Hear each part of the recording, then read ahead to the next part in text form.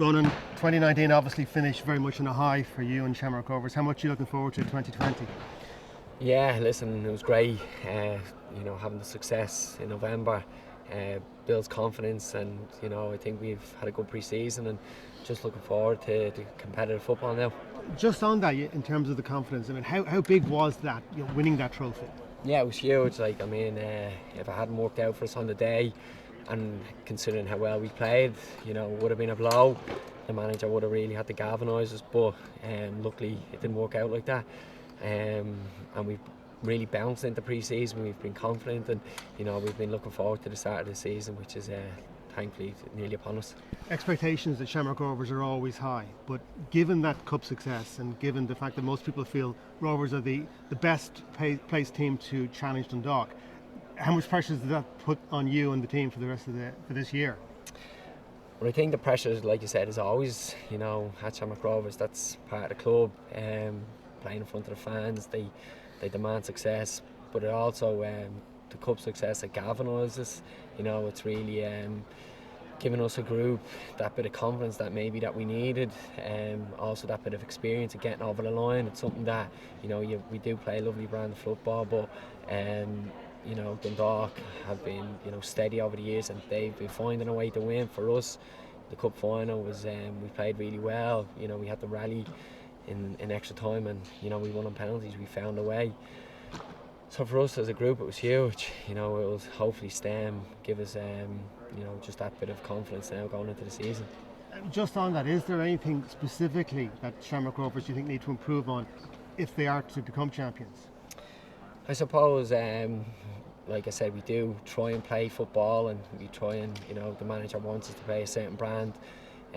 So maybe it's growing on that, but also just finding a way to win sometimes, like we did in the cup final. Obviously we want to play as good a football as we can, but just finding that level of consistency, even if you're not playing well, you find a way to win. But I think that comes with experience, and that's something that's been growing over the last couple of years. The managers recruited so well over the years, and I think we've now got a group that's ready to challenge. And as a former Dundalk player, I mean, you obviously know how strong they are. Yeah, no, listen, credit to Dundalk. They've, over the last few years, they've set a really high standard. And I think over the last couple of years, we've been catching them, and the games against them, they're always tight. Last year, in the league, they definitely came out on top against us more often than not. But for us, pre-season's gone really well. We're just looking forward to it now. President's Cup first in terms of competitions, obviously, but then away to Bohemians on the opening weekend of the season. It's quite a start. Yeah, the President's Cup gives us a really good taste for competitive football, because you can play as many pre-season friendlies as you want, but that edge lacks from them sometimes. But this Sunday will be a competitive game, and I'm sure the manager again will utilise the squad players still and looking for their final minutes. We're still in this pre-season, but coming into next Saturday afternoon, it's a really big game for the club. It's something that it's a really Mount Warren tie to open the league campaign for us.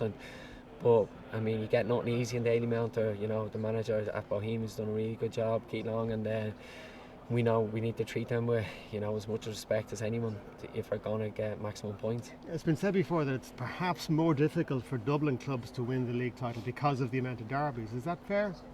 Well, listen, I think when you play for Shamrock Rovers, I think it's natural that all the opposition raise their game, and from me playing from Dundalk, I've experienced both sides of it. But that's what you want, you as a representing Shamrock Rovers, going tough places like Sligo, Cork, Derry, they do raise their game, but that's what you want. And when you do beat them, it's all that feels that bit better.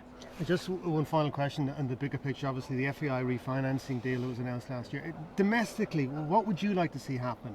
I know there's no quick fix, but where do you think we are in terms of the domestic league?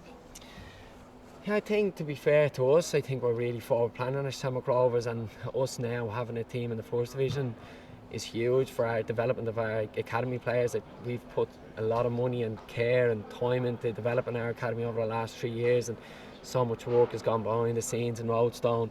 And for us now to have a platform for us to be able to show our you know, as young as under 15s, 17s and 19s are in national leagues, to go and go, right, when you're ready you can go up and play in the first division. You're going to have Stephen Bradley looking at you on the weekend, with an eye to maybe bringing a boy in who's going to step up into the first team. But I think there needs to be something in between the 19s and the first team. And listen, we're now gone outside that. We've kind of created our own bit of, you know, we've had to do something because we weren't getting much help in terms of maybe a national league under 21 level or a 23 level. So I think from our point of view, we've had to do something, and now it's a great platform for our young boys to, you know, to showcase how good they are.